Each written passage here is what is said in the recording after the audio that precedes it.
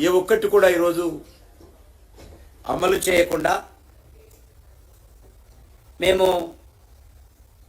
విజయోత్సవాలు నిర్వహిస్తామనేటువంటి విధంగా ఈరోజు రాష్ట్ర ప్రభుత్వం ప్రకటించడం జరిగింది.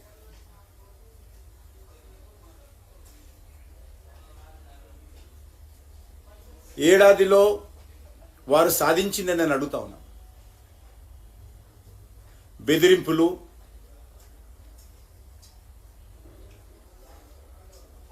తిట్ల పురాణాలు,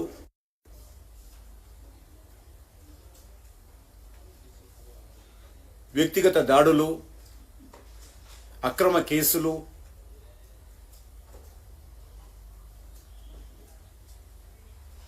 గాలి మాటలు తప్ప ఈ సంవత్సరంలో కాంగ్రెస్ పార్టీ సాధించింది లేదు. నేనేదైనా సమస్య మీద మాట్లాడితే కిషన్ రెడ్డి డిఎన్ఏ ఏంటి అని మాట్లాడతాడు. మా డిఎన్ఏ, నా DNA Bharatiya Janata party DNA. మిగతా వాళ్ళలాగా 10 పార్టీలు తిరిగిన డిఎన్ఏ నాది కాదు.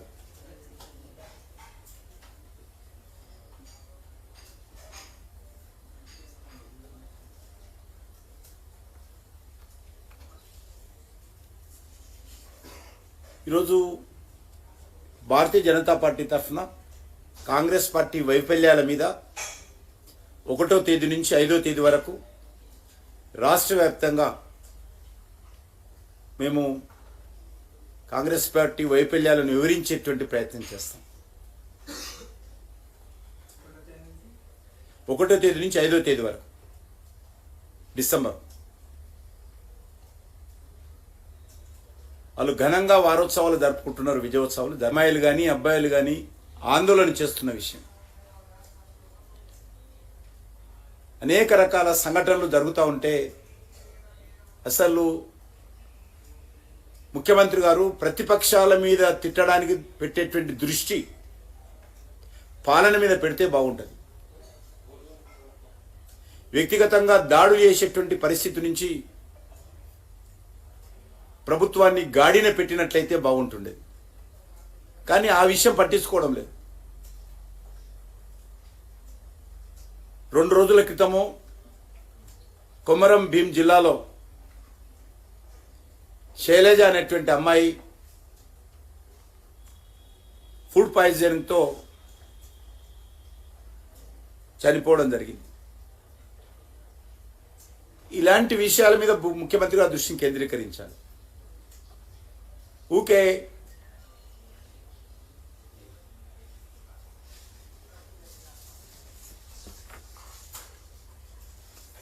సంబంధం లేని విషయాలు ఈరోజు ముఖ్యమంత్రి గారు మాట్లాడుతూ ఉన్నారు.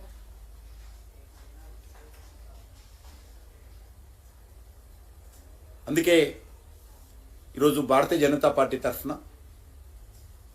1 సంవత్సరం పూర్తవుతున్న సందర్భంగా ముఖ్యమంత్రి గారు మనవి చేస్తా ఉన్నాను. ఇప్పటికైనా నిర్మాణాత్మకంగా మరి పాలన మీద దృష్టి పెట్టాల్సిందిగా నేను కోరుతా ఉన్నాను. రాజకీయపరమైనటువంటి ఆరోపణలు ప్రత్యారోపణల నేపథ్యంలో తెలంగాణ నష్టపోతాం.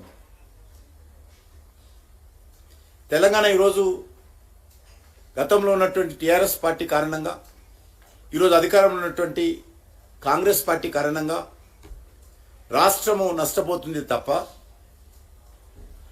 రాష్ట్రంలో ఉన్నటువంటి రాజకీయ వ్యవస్థ భ్రష్టు పడుతుంది తప్ప ఏమాత్రం మార్పు రాలేదు.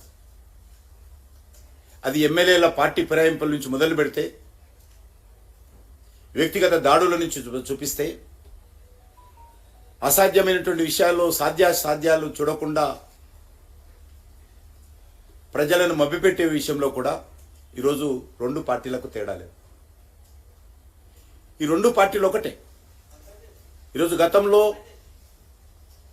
కాంగ్రెస్ పార్టీ రాజశేఖర్ గారు ఉన్నప్పుడు టీఆర్ఎస్ ఎమ్మెల్యేలను చేర్చుకున్నాడు.